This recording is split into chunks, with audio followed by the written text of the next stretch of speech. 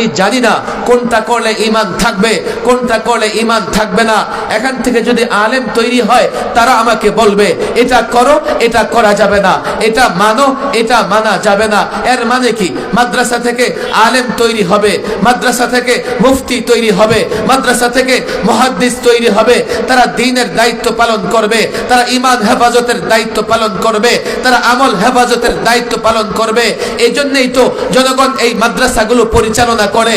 আর এই জন্যই আমরা বলি তারা মাদ্রাসা পরিচালনা করে, আমাকে আলেম বানিয়ে এই দায়িত্ব দিয়েছে, ইসলাম হেফাজতে কাজ করবে, এই দায়িত্ব দিয়েছে, ঈমান হেফাজতে কাজ করবে, এই দায়িত্ব দিয়েছে, আমল হেফাজতে কাজ করবে। আমি তো পরিষ্কার বলি, মাদ্রাসার সিলেবাসে হোক আর স্কুলের সিলেবাসে হোক, ও লেভেল হোক, এ লেভেল হোক, কলেজ হোক, ইউনিভার্সিটি হোক, ব্যক্তি প্রতিষ্ঠান হোক, পাবলিক প্রতিষ্ঠান হোক, কল কারখানা, ইন্ডাস্ট্রি, বাংলাদেশের সীমানায় যেখানে যেথায় যে বা যারা ইসলামে আঘাত করবে, কোরআন সুন্নাহয় আঘাত করবে, এমন কোন কাজ করবে মানুষের ঈমান ধ্বংস হবে, এমন কোন পাঠ্যক্রম সিলেবাস বানাবে স্কুল কলেজের 2 কোটি শিক্ষার্থীর ঈমান ক্ষতিগ্রস্ত হবে, তারা প্রত্যলিক হবে, এর বিরুদ্ধে কথা বলার দায়িত্ব আমার আলেমদের, মাদ্রাসার ছাত্রের, এই মাদ্রাসাওয়ালাদের এই দায়িত্ব জাতি দিয়েছে। আল্লাহর কসম, নারাজ হও, অসন্তুষ্ট হও, জেলে ভরো, ফাঁসি দাও, জীবন থাকতে এই দেহে রক্ত প্রবাহিত হবে যখন ইসলাম মুসলমানের বিরুদ্ধে কোনো ষড়যন্ত্র বরদাস্ত করা হবে না।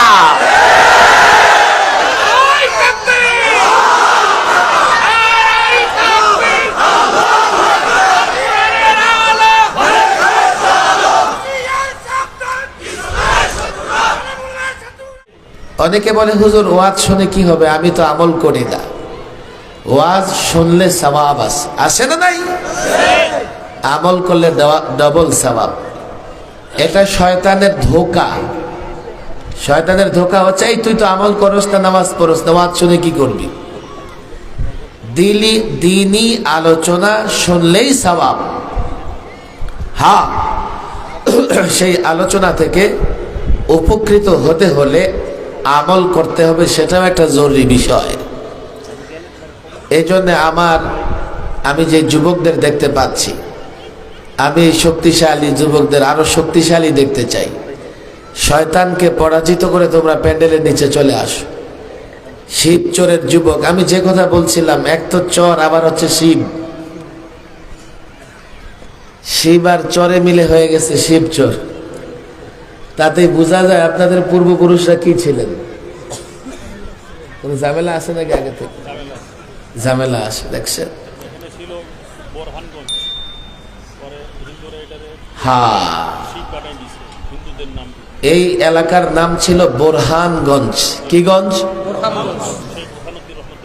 বোরহানউদ্দিন রহমাতুল্লাহের নামে, এখন হয়ে গেছে শিবগঞ্জ।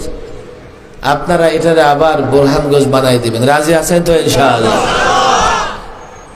আরে ভাই, ঢাকা এয়ারপোর্ট সহ নানা স্থাপনার নাম, যে নাম পরিবর্তন করলে শত কোটি টাকা খরচ হয়, এমন নামও তো আমরা বাংলাদেশে পরিবর্তন হতে দেখি।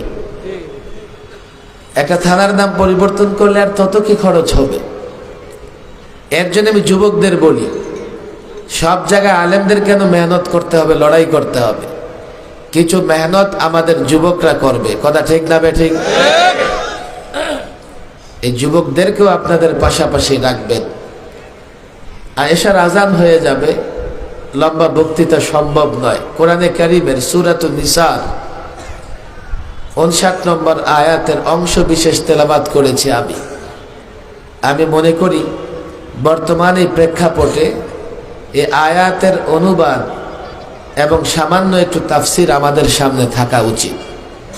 ওলামাদের জন্য আমার উপদেশ নয়, আমার কোনো নসিহত নয়, ওলামাদের সঙ্গে আমি তাকরার করে যাচ্ছি। ছাত্রদের জন্য এটা সবক হিসেবে, ছাত্ররা আমার এই কথাগুলো সবক হিসেবে দিতে পারে। সাধারণ যুবক যারা, সাধারণ মুসল্লি, আপনাদের জন্য নসিহা। এই আয়াত আল্লাহ তাবারক ওয়া তাআলা মুসলমান কিয়ামত পর্যন্ত পারস্পরিক সম্পর্ক রেখে, ঝগড়াঝাটি না করে, মারামারি না করে, কিয়ামত পর্যন্ত মুসলমান কি করে চলবে এর একটা দিক নির্দেশনা এই আয়াতে দেওয়া হয়েছে। যদি শুধুমাত্র অনুবাদটা বুঝেন তাতে আপনারা বুঝে যাবেন।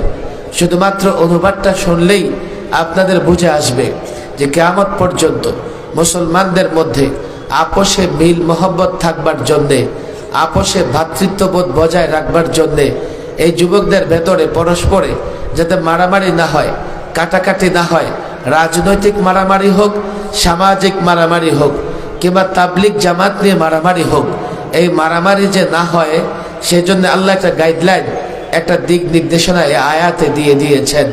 লম্বা তাফসির করলে 2 ঘন্টায় শেষ হবে না, শুধুমাত্র অনুবাদটা মনে রাখবার চেষ্টা করবেন।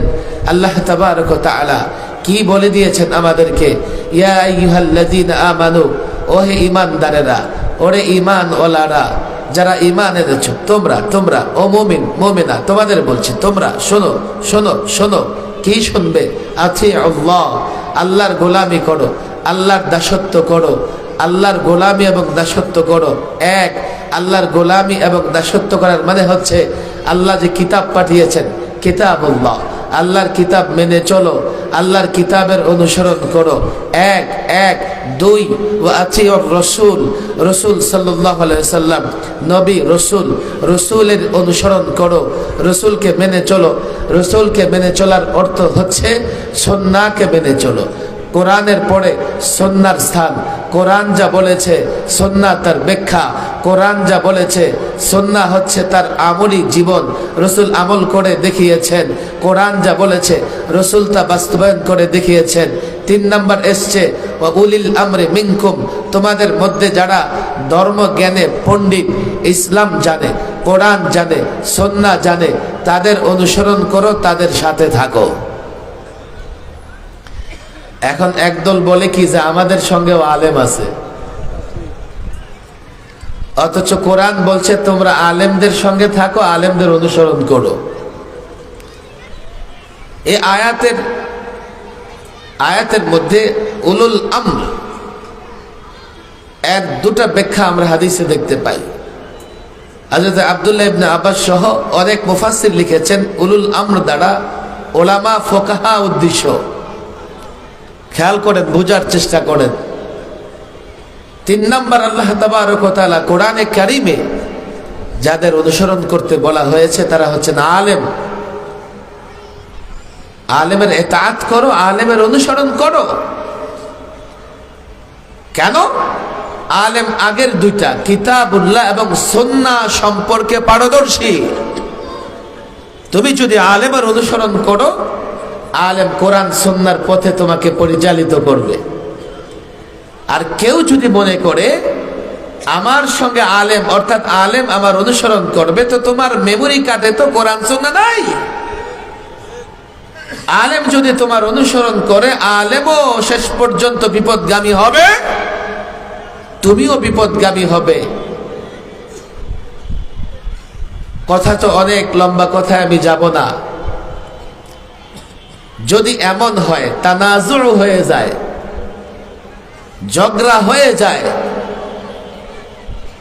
আলেমরা বলছে একটা, জাতির জনগণ বলছে একটা, হতে পারে। যেমন দাওয়াত ও তাবলীগের ময়দানে এখন একটা ঝগড়া চলতেছে। সব আলেম বাংলাদেশের ওনারা এক কথা বলছেন, আর আমাদের কিছু ভাই ডাক্তার, ইঞ্জিনিয়ার, তারা এক কথা বলছেন।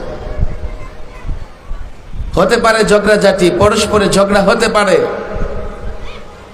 ফাইন তানাযাআতুম ফারুদ্দুহু ইলাল্লাহি ওয়ার রাসূল। মনে রাখবেন, ঝগড়া হলে কি করব? যাও রুজু করো আল্লাহ এবং আল্লাহর রাসূলের দিকে, অর্থাৎ কিতাবুল্লাহ আর সুন্নাহর মাধ্যমে পরস্পর ঝগড়াগুলো, বিবাদগুলো মিটিয়ে ফেলো। কিয়ামত পর্যন্ত পারস্পরিক সম্পর্ক ধরে রাখবার জন্য এই গাইডলাইন আল্লাহ তাবারক ওয়া তাআলা দিয়ে দিয়েছেন। এখানে একটা প্রবলেম আছে, সাধারণ মানুষকে যে কোরআন এবং সুন্নাহর দিকে যেতে বলবো, তারা তো কোরআন সুন্নাহ বুঝে না। সেখানেও তাদের আলেম প্রয়োজন, না হলে তারা কোরআন সুন্নাহর দিকে ধাবিত হতে পারবে না। আলেমের সঙ্গে থাকতেই হবে। ডাক্তার যখন প্রেসক্রিপশন লেখে, রোগীর এ কথা বলবার অধিকার নাই, এটা দিলেন কেন, এটা কেন দিলেন না। ডাক্তার ফিটা তাকে ফেরত দিয়ে বলবে যাও, ডাক্তারের সঙ্গে বিতর্ক করতে এসো না। আর আজকাল সাধারণ মানুষও আলেমের সঙ্গে বিতর্ক করে। দাওয়াত ও তাবলীগের মেহনত অত্যন্ত গুরুত্বপূর্ণ মেহনত। 40 বছর মেহনত করেও কোন আলেমের সামনে হাঁটু গেড়ে না বসলে কোরআনটাও শুদ্ধ করতে পারবে না। আলেমের সঙ্গে বিতর্ক কি করে করো? উলুল আমরের আরেকটা ব্যাখ্যা আছে। কোন কোন মুফাসসির বলেছেন এটা দ্বারা শাসক কোরআন সুন্নাহ অনুযায়ী রাষ্ট্র পরিচালনা করে এমন শাসক উদ্দেশ্য। আমি ওলামাদের বলবো, ছাত্রদের বলবো, যুবকদের বলবো, 3 নম্বরে শাসকদের অনুসরণ করো যতক্ষণ তারা কোরআন সুন্নাহ অনুযায়ী গাইডলাইন দেয়। হতে পারে কখনো কখনো শাসকদের সঙ্গে তোমাদের ঝগড়া হয়ে যেতে পারে। এখন শাসকদের সঙ্গে ঝগড়া হলে কি করবে? পলাতক সরকারের মতো আলেমদের ধরে জেলখানায় ভরবে। ওলামায়ে কেরাম অনেক বিষয়ে প্রতিবাদ করেছে, এটা ওলামাদের দায়িত্ব ছিল। শাসকদের করণীয় কি ছিল, আর শাসকদের যারা অনুসারী তাদের করণীয় কি ছিল? শাসক এবং শাসকদের অনুসারী যারা, তাদের করণীয় ছিল ফারুদ্দুহু ইলাল্লাহি ওর রাসূল। আলেমদের কথা ভালো লাগে না, যাও আল্লাহ আল্লাহর রাসূলের দিকে যাও। আলেম যদি কোরআন অনুযায়ী কথা বলে থাকে, আলেম যদি সুন্নাহ অনুযায়ী কথা বলে থাকে, তুমি যত বড় শাসক হও না কেন, যত বড় সংগঠন করো না কেন, তোমার শক্তি যত বেশি হোক না কেন, তোমার উচিত হবে আলেমদের কথা মেনে নেওয়া। দেখেন, আমরা লম্বা সময় একটা শাসক গোষ্ঠীর বিরুদ্ধে লড়াই করেছি, বারবার বুঝাবার চেষ্টা করেছি। দেখো, আমরা কোনো স্বার্থে তোমাদের বিরোধিতা করছি না, আমরা আমাদের দায়িত্ব পালন করছি। এই দায়িত্ব সরাসরি আল্লাহ আমাদের দিয়েছেন। লাউলা ইয়ানহাহুমুর রাব্বানিয়ুনা ওয়াল আহবার আন কাওলিহিমুল ইথম ওয়া আকলিহিমুস সুহত লাবিসা মা কানু ইয়াসনাউন। কঠিন কঠিন আয়াত, বড় কঠোর আয়াত ওলামাদের জন্য। জাতি যদি দুর্নীতি অসৎ কাজে লিপ্ত হয়, আলেমরা যদি বাধা না দেয়, তো এই আয়াতে আল্লাহ তাবারক ওয়া তাআলা লাবিসা মা কানু ইয়াসনাউন, আলেমদের কঠোর সমালোচনা করেছেন। এটা আলেমদের জন্য বড় মন্দ কাজ হবে। কোন নবী সময়ের দাসত্ব করে নাই, কোন ফেরাউনেরও দাসত্ব করে নাই। বিদায় নায়েবে নবী, শাসক যত ক্ষমতাশালী হোক না কেন, কোরআন সুন্নাহর বাইরে কারো দাসত্ব, কারো গোলামি করতে পারে না। আলেমরা আলেমের দায়িত্ব পালন করেছে। তোমরা কি করেছো? আলেমদেরকে জেলে বন্দি করেছো। আমার হাতে আজকে সময় নাই, এই মাদারীপুরের যুবকদেরও জানতে হবে গত 16 বৎসরে আলেমরা কতটা টর্চার, কতটা জুলুম সহ্য করেছে।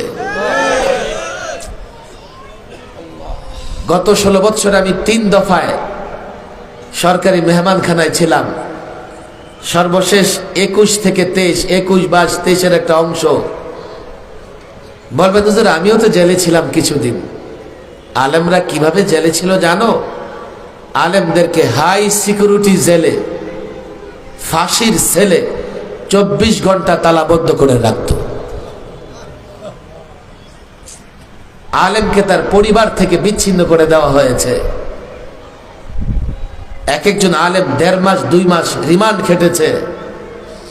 এ পানির বোতল দেখলে এখন আমার মনে পড়ে যায়। রিমান্ডে গায়ে থাকা কাপড় ছাড়া আর অন্য কিছু রাখা যেত না। বসে কতক্ষণ কাটাবেন? একটু তো রেস্ট বা ঘুমানোর দরকার হয়।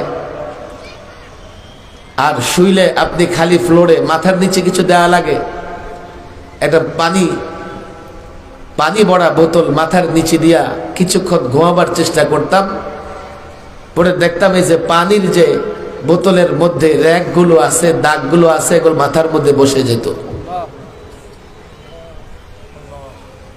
অনেক আলেমকে দৈহিক নির্যাতন করা হয়েছে।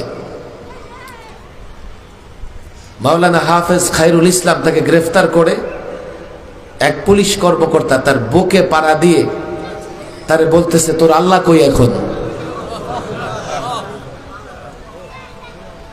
জুলুম করেছ। আরে 53 বছরের বাংলাদেশে অনেক ক্ষমতার পরিবর্তন হয়েছে, পালা বদল হয়েছে, কারো তো পালাতে হয় নাই। আলেমদের উপর জুলুম করেছ, তোমরা এই দেশে থাকতে পারো নাই। আমরা প্রতিশোধও নিতে চাই না, প্রতিশোধে বিশ্বাসী না। অন্যায় তো করেছ, জুলুম তো করেছ, পরিণতি তোমাদের ভোগ করতেই হবে। অনেক কথা ওলামায়ে কেরামের এটা দায়িত্ব। আমি যখন স্কুল কলেজের সিলেবাস নিয়ে কথা বলি, আমাকে এক সাংবাদিক জিজ্ঞেস করে, হুজুর আপনাদের মাদ্রাসার সিলেবাস নিয়ে তো আমরা কথা বলি না, আপনি কেন স্কুলের সিলেবাস নিয়ে কথা বলেন? আমি বললাম, আমি এই জন্যই বলি, জনগণ আমাকে দায়িত্ব দিয়েছে। বলে, কোন নির্বাচনে আপনি দায়িত্ব পেয়েছেন? কোন ইলেকশনে আপনি জিতে জনগণের ম্যান্ডেট সংরক্ষণ করেন? আমি বললাম, ইলেকশন তো তখন হয় যখন প্রতিদ্বন্দ্বী থাকে, প্রতিদ্বন্দ্বী না থাকলে আগেই পাশ হয়ে যায়। আরে তো তোমরা ভালো জানো, গত 2টা নির্বাচন এমন বহু কলাগাছ এমপি হয়ে গেছে, বহুত গাঁজাখোর ইয়াবাখোর চেয়ারম্যান হয়ে গেছে।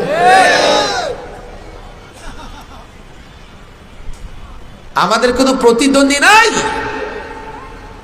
আমরা ইসলাম হেফাজতে কাজ করব, এই দায়িত্ব আমাদের জনগণ দিয়েছে। আমাদের যেহেতু কোনো প্রতিদ্বন্দ্বী নাই, ইলেকশন লাগে নাই, সিলেকশনে আমরা দায়িত্ব পেয়েছি। বলে, এই দায়িত্ব কি আপনাদেরকে সবাই দিয়েছে? আমি বলি, হ্যাঁ সবাই দিয়েছে। কিভাবে হুজুর দিয়েছে? আমি বলি, কেন আপনারা দেখেন না, নির্বাচন আসলে মাথায় টুপি যাদের লেগে যায়, মাথায় পট্টি আর হিজাব যারা পড়ে, নির্বাচনের আগে জনগণকে কি বলে আপনারা শোনেন নাই? জাতির সামনে বক্তৃতা দিতে গেলে বড় জোর গলায় বলতে থাকে, আমরা ক্ষমতায় গেলে কোরআন সুন্নাহ বিরোধী আইন করব না। এখন কোনটা কোরআন বিরোধী, কোনটা সুন্নাহ বিরোধী, এটা দেখার দায়িত্ব ডাক্তারের, ইঞ্জিনিয়ারের, ব্যারিস্টারের, কার? তাহলে এই দায়িত্ব কার? আরো জোরে বলেন, দায়িত্ব কার? আরো জোরে বলেন, দায়িত্ব কার? আরে দায়িত্ব জনগণ আমাদের দিয়েছে, তারপরেও বুঝো নাই। বুঝবার চেষ্টা করো, বুঝবে। এই যে শিবচরের এই মাদ্রাসা জামিয়া মুহাম্মদিয়া, বাংলাদেশে এমন 10,000 মাদ্রাসা আছে, বড় বড় মাদ্রাসা। সরকার 1 টাকা অনুদান দেয় না। এই মাদ্রাসাগুলো সাধারণ জনগণ চালায়, কওম চালায়, জাতি চালায়। এই জন্য এটা কওমি মাদ্রাসা, এই জন্য এটা জাতির মাদ্রাসা।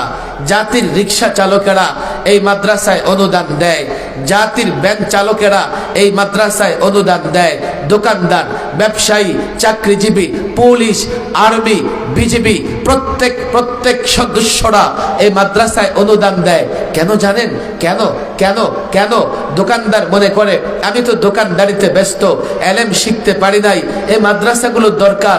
আমি এলেম না শিখলেও আমার প্রয়োজনে আমি তাদের কাছ থেকে গাইডলাইন নিব। এই দোকানদার মনে করে, চাকরিজীবী মনে করে, আমি তো এলেম অর্জন করতে পারি নাই, আমি জানি না কোনটা করলে ঈমান থাকবে, কোনটা করলে ঈমান থাকবে না।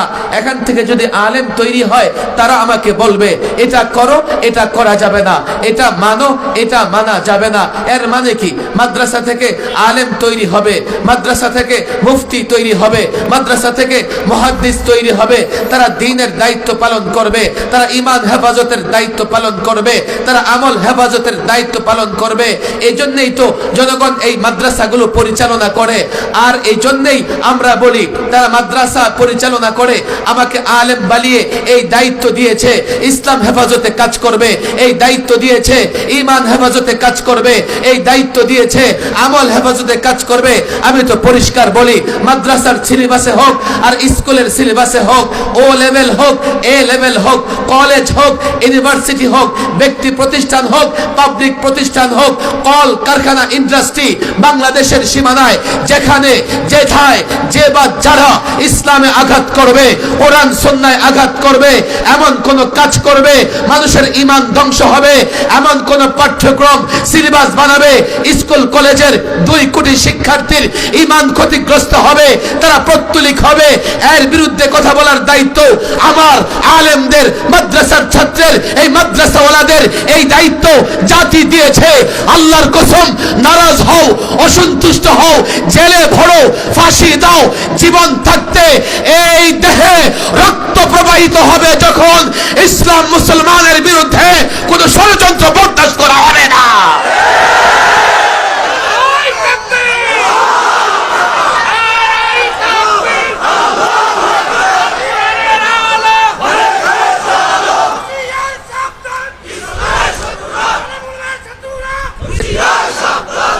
এগুলো ওলামাদের কাজ, এই কাজ তো ওলামারা করবেই। যদি কোনো আলেম এই কাজ করতে না পারে, যতই শাসক গোষ্ঠী তাকে মহব্বত করুক, জনগণের ভেতরে তার মহব্বত থাকবে না। আমরা দেখেছি, এই জন্য জনগণের সঙ্গে আমাদের কমিটমেন্ট ইসলামকে কেন্দ্র করে। আমরা জনগণের ইমানের পাহারাদারি করে, আর জনগণ আমাদের মাদ্রাসা পরিচালনা করে। কথা ঠিক না বেঠিক? আয়াতের উপরে আমি কথা বলে শেষ করে দিচ্ছি। দেখেন, যদি মুসলমানদের পারস্পরিক ঝগড়া হয়, তখন মুসলমানেরা কোরআন এবং সুন্নাহ দিয়ে সমাধান করবে। আমি আমার এতাতি ভাইদের বলি, দেখো ভাই, কাকরালের মুরব্বী মোতোয়াল্লি জুবায়ের সাহেব, মসজিদ মাদ্রাসার যিনি মোতোয়াল্লি হয়, তার কথার একটা গুরুত্ব আছে। তোমরা জুবায়ের সাহেবের কথা মেনে তার সঙ্গে কাজ করো। যদি বলো যে মানি না, আমিরে ফয়সাল বলে, অর্থাৎ 6 জনের ফয়সালায় দাওয়াত ও তাবলীগের কাজ চলতো। শুরাই নিজামে 6 জন ছিল ফয়সাল, ওনারা ফয়সালা দিতেন। এর মধ্যে 4 জন জুবায়ের সাহেব সহ 4 জন হচ্ছে একদিকে আলেমদের দিকে, আর 2 জন, আবার 2 জনের 1 জনের ইন্তেকাল হয়ে গেছে, আল্লাহ তাকে মাফ করে দেন। বাকি আছে মাত্র কয়জন? 1 জন। 1 জন একদিকে, 4 জন। সাধারণ নিয়মে ফয়সালা 4 জনের দিকে যাবে। কথা ঠিক না বেটে? শরীয়ত কি বলে? মোতাওয়াল্লি, তার একটা শরীয়তে গুরুত্ব আছে।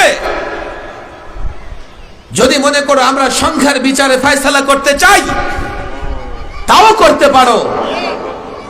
4 জন একদিকে, তোমাদের 1 জন অন্যদিকে। কেন বিশৃঙ্খলা করতেছো? কেন বিশৃঙ্খলা করতেছো? আমি তো বুঝি না।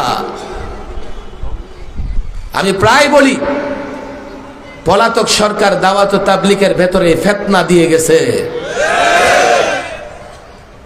মসজিদ কেন ভাগ হবে? Public property. রাজনৈতিক দল মারামারি করলে রাষ্ট্র ভাগ হবে না, রাজনৈতিক দল শেষ হবে। মাদ্রাসা মসজিদের কমিটি নিয়ে মারামারি হতেই পারে, সেজন্য মসজিদ মাদ্রাসা তো ভাগ করা যাবে না যে 1 সপ্তাহ আপনি মাদ্রাসায় আসবেন আর 1 সপ্তাহ আমি, 1 সপ্তাহ আপনি মসজিদে আসবেন আর 1 সপ্তাহ আমি। কেন তারা করেছে ভাগ? মূলত আলেমরা কখনো বাতিলের সামনে নতজানু হয় না। এই জন্য আলেমের ঘর থেকে একদল এমন তৈরি করে দিয়েছে, যারা আলেমদের বিরোধিতা করবে, আলেমরা সেখানে ব্যস্ত থাকবে, আর বাতিলরা স্বাচ্ছন্দ্যে তাদের কাজ করে যাবে। আমরা তো পরিষ্কার বলি, আগেও করে দেখিয়েছি। বাতিল সংখ্যায় যত হোক না কেন, যত শক্তিশালী হোক না কেন, আল্লাহর কসম চতুর্দিক থেকেও যদি একসঙ্গে বাতিল আক্রমণ করে, হকপন্থী কখনো ময়দান ছেড়ে পালাতে পারে না। যত শক্তিশালী হোক না কেন বাতিল, হকপন্থী ময়দান ছেড়ে পালাতে পারে না। হকপন্থী মরলে শহীদ হয়ে যাবে, বাঁচলে গাজী হিসাবে বেঁচে থাকবে। এগুলো আমরা পরোয়া করি না, চেষ্টা করা হয়েছে। আজকে একদল এখনো আলেমদের বিদ্বেষ তারা লালন করে, অথচ আলেমদের অনুসরণ করো, ওলামাদের অনুসরণ করো, আল্লাহ এ কথা বলে দিয়েছেন। আর আলেমদের অনুসরণ না করে তুমি কিভাবে ইসলামের উপর চলবে? ইসলাম তো কোরআন সুন্নাহ, তুমি তো কোরআন সুন্নাহ পড়ো নাই, বুঝো না। আপনি দেখেন আলেমদের বিরুদ্ধে স্লোগান দেয় আমার এতাতি ভাইয়েরা, অথচ ফিতনা অনেক আছে। কাদিয়ানি ফিতনা, দেওয়ানবাগী ফিতনা, হিজবুত তাওহীদের ফিতনা, কত রকমের ফিতনা আছে। এরপরে আরেক ফিতনা আছে সেকুলারিজমের ফিতনা, ধর্ম নিরপেক্ষতার ফিতনা। এই সবগুলো ফিতনা আলেমরা মোকাবেলা করতেছে। বাজারিদের ফিতনা, মাজারিদের ফিতনা, ভণ্ডদের ফিতনা, আহলে কোরআনের ফিতনা, এই ফিতনা ওই ফিতনা। কত কথা। আমার সময় কম, আজান হয়ে গেছে, নামাজ হবে। এখন রাষ্ট্রটাকে মেরামত করার কাজ চলছে, আমরাও সেই মেরামতের কাজে আছি। কেন জানেন? 5ই আগস্টের পরিবর্তনের পেছনে আমাদেরও 92 জন ছেলে রক্ত দিয়েছে। আমরা বলেছি আমরা মালি বা কর্মচারী, তোমরা মালিক এমন নও। এই বাগান মেরামতে আমরা রক্ত দিয়েছি, এখন বাগানের পাহারাদারিও আমরা করব। কত বিষয় নিয়ে কাজ করতে হচ্ছে। আরো 15 মিনিট বাকি আছে, বলা কোনো দরকার ছিল না, বললে ভালো হইতো। একটু পিছিয়ে যান ভাই, আমাদেরকে বলার দরকার ছিল। আমার যতক্ষণ মন চায় বয়ান করবো। চারিপাশে আজান হইতেছে, এখন বয়ান করা মানে হলো যে ওদের ডিস্টার্ব করে। আপনার মসজিদের চিন্তা করলে হবে না। না, সময় নেই, সময় নেই, এটাই ধরে নিতে হবে। মুসল্লিদের ভিতরে নামাজেরও তারাস। কি বলছিলাম যেন? রাষ্ট্র মেরামতের বড় কাজ হলো সংবিধান সংস্কার করা। কথা ঠিক না বেঠিক? বাংলাদেশের সংবিধানে 32 বছর 2টা বিষয় ছিল। আপনাদের কষ্ট হচ্ছে? সংবিধান খুললেই উপরে লেখা ছিল বিসমিল্লাহির রহমানির রহিম। এরপরে কি? আল্লাহর উপর অবিচল আস্থা ও বিশ্বাস। 2011-তে এই পলাতক সরকার কি করলো? বিসমিল্লাহ উঠাই দিল। এরপরে আল্লাহর উপর আস্থা বিশ্বাস। তখন আল্লামা মুফতি আমিন রহিমাহুল্লাহ বলেছিলেন, যেই সংবিধানের থেকে আল্লাহর উপর আস্থা বিশ্বাস তুলে দেওয়া হলো, এটাকে ডাস্টবিনে নিক্ষেপ করো। এরপরে মুফতি আমিন রহিমাহুল্লাহর বিরুদ্ধে রাষ্ট্রদ্রোহ মামলা হইল। আমি জানি না তারা কেমন মুসলমান। আরে আমি ছোট্ট একটা কাজে বিসমিল্লাহ বলি, পানি হাতে নেই বিসমিল্লাহ, পানি খাই বিসমিল্লাহ, খাবার খাই বিসমিল্লাহ, ঘুমোতে যাই বিসমিল্লাহ, ঘরে প্রবেশ করি বিসমিল্লাহ, দোকানে প্রবেশ করি বিসমিল্লাহ। ছোটখাটো কাজে একটা মুসলমান বিসমিল্লাহ বলে রাষ্ট্রের এত বড় দায়িত্ব পালন করবে, আল্লাহর নামে শুরু করবে না, এটা তো একটা মুসলমানের জন্য কোনোদিন হতে পারে না। আল্লাহর উপর আস্থা বিশ্বাস। আমি 10 টাকা খরচ করলো, আল্লাহর উপর আস্থা বিশ্বাস থেকে খরচ করি। আর রাষ্ট্রের লক্ষ লক্ষ কোটি টাকার দায়িত্ব আমি নিব, অথচ আল্লাহর উপর আস্থা বিশ্বাস থাকবে না। হ্যাঁ, কারো যদি চুরি ডাকাতির উদ্দেশ্য থাকে, তার বিশ্বাস নাই থাকতে পারে। বললে আপনাদের খারাপ লাগবে, বলবেন হুজুর আমার দলের বিরুদ্ধে বললেন। আরে কোনো দলের বিরুদ্ধে না। এই যে গত 16 বৎসরে 11 লক্ষ কোটি টাকা পাচার হয়েছে, এই টাকা আপনাদের। 18,35,000 কোটি টাকা ঋণী বাংলাদেশ। আজকে যে বাচ্চা জন্ম নিবে তার মাথার উপরে 1.5 লক্ষ টাকার ঋণ। এই ঋণ দিতে হবে আপনাদের। কত কথা, আপনাদের ঋণ দিতে হবে।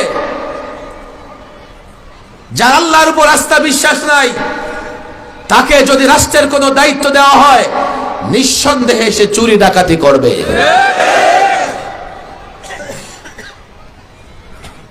11তে সংবিধান সংশোধন করলো এক মালাউনকে দিয়া,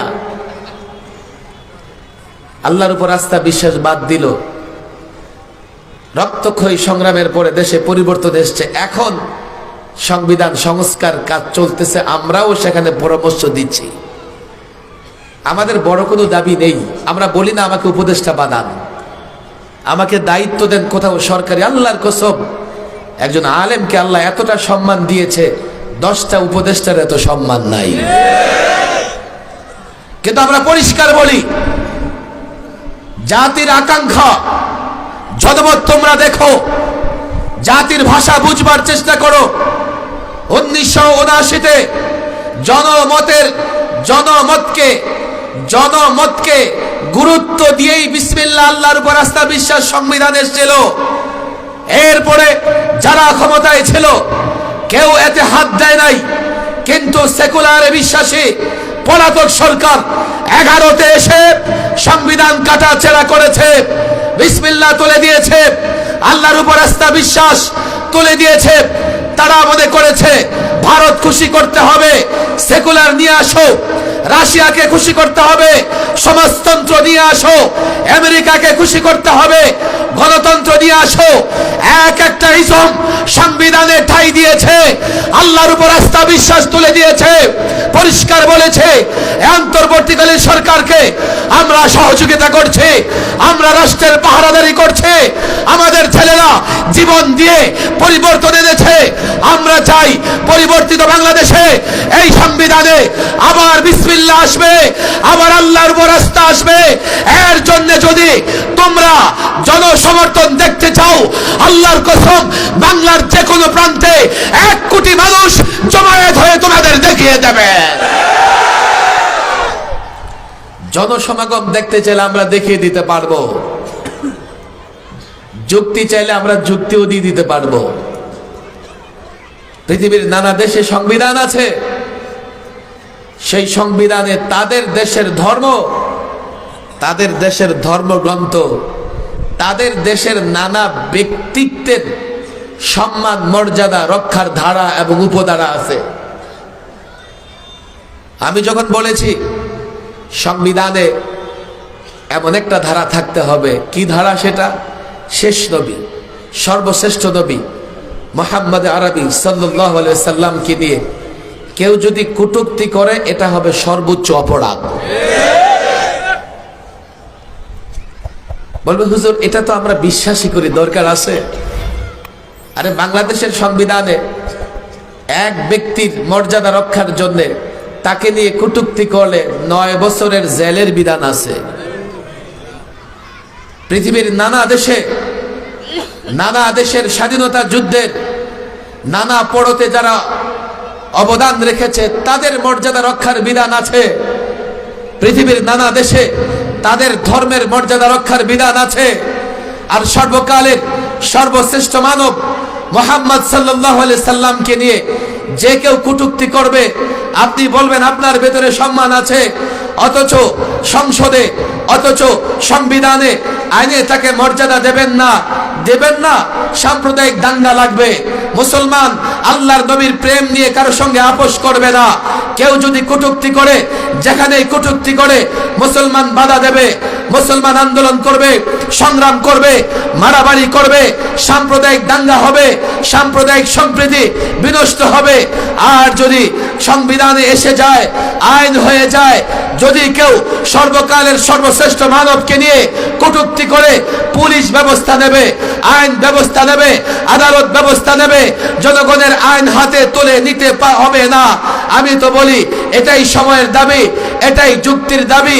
যদি মনে করো তোমাদের বুঝে আসে না, তোমরা তা করতে পারবে না, আল্লাহর কসম করে বলি, এই মুসলমান আল্লাহর পয়গম্বর মুহাম্মদ আরবিকে এতটাই ভালোবাসে, এতটাই মহব্বত করে, এতটাই মর্যাদা দেয়, এতটাই সম্মান দেয়, বুকের তাজা রক্ত দিয়ে হলেও আল্লাহর নবীর ইজ্জত এই মুসলমান রক্ষা করবে। মুসলমানদের ভাষা বুঝবার চেষ্টা করো, খামখেয়ালি মনে করো না। ইসলাম অসাম্প্রদায়িক ধর্ম, ইসলাম কোনো সাম্প্রদায়িক ধর্ম নয়। অনেকে মনে করে ইসলাম আপনারা মৌলভী সাহেবরা আসলে হিন্দু বৌদ্ধ খ্রিস্টান কষ্টে থাকবে, না না নো। 53 বছর যেমন ছিল ইসলাম, মুসলমান প্রকৃত মুসলমান মৌলভী সাহেবরা ক্ষমতায় গেলে 53 বছরে যেমন ছিল তার চাইতে ভালো থাকবে। এটা আমরা দেখিয়ে দিয়েছি 5ই আগস্টে। পুলিশ নাই, থানা খালি, অনেক থানায় আগুন জ্বলতেছে। একটা দল চেয়েছিল সংখ্যালঘুদের উপর আক্রমণ করে রাজনৈতিক ফায়দা নিতে। এই টুপি দাড়িওয়ালা মাদ্রাসার ছাত্ররা প্রত্যেকটা সংখ্যালঘু সম্প্রদায়ের উপাসনালয় পাহারা দিয়া, সুরক্ষা দিয়া দেখিয়ে দিয়েছে ইসলাম এবং প্রকৃত মুসলমানদের হাতে সব অমুসলিম ধর্মের লোকেরা নিরাপদ। বিধায় এগুলো বলে প্রপাগান্ডা চালিয়ে কিচ্ছু হবে না। আমি দুটা কথা মৌলিক বলেছি, ওলামাদের সঙ্গে থাকবো তো ইনশাআল্লাহ। হাত তুলে পাক্কা ওয়াদা করেন, ওলামাদের সঙ্গে থাকবো তো ইনশাআল্লাহ। যদি ঝগড়া হয় ওলামাদের সঙ্গে কিতাবুল্লাহ এবং সুন্নাহ, আল্লাহ রসুলের বিধান দিয়ে সমাধান করবো তো ইনশাআল্লাহ। না আলেমদের সঙ্গে ঝগড়া হলে দল করার কারণে দল যদি কুফুরের দিকে যায় আমিও সেদিকে যাব। বুঝে শুনে ওয়াদা করেন, যুবকরা বুঝে শুনে ওয়াদা করো। আলেমরা যদি সঠিক বলে আলেমদের সঙ্গে থাকবে তো ইনশাআল্লাহ। না দলের প্রেমে নেতার প্রেমে আলেমের মাথায় বাড়ি দিবা, দলের প্রেমে নেতার প্রেমে মাদ্রাসা আক্রমণ করবা, দলের প্রেমে নেতার প্রেমে আলেমের বিরুদ্ধে বলবা। জামাতে আলেম, জামাতে ওলামা, ওলামাদের জামাত যেদিকে আছে থাকবো তো ইনশাআল্লাহ। আল্লাহ তাবারক ওয়া তাআলা তৌফিক দান করুন। ওয়া মা তাওফীকি ইল্লা বিল্লাহ ওয়া মা আলাইনা ইল্লাল বালাগ।